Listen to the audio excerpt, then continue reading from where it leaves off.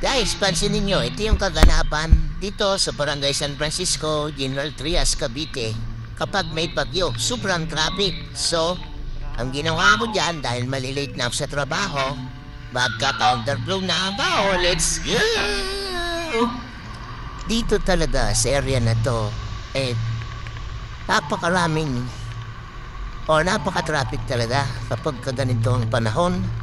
Kasi naman, minsan kasi dun sa dulo nagkukumpulan yan sila. Dito meron kasing intersection sa unahan.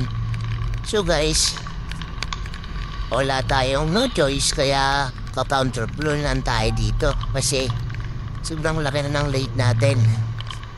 Kaya nga sa ating mga ka-breaks dyan, mga kabro dyan, huwag niyong gagayahin itong ginagawa ko dahil ito ay pinagbabawal na teknik. Kaya para na lang to sa akin, huwag niyo nood nitong gagayahin, ha? Okay? Okay. Tumawag na. Sir, manilate lang ako. Sobrang traffic. Bagyo kasi. Salamat.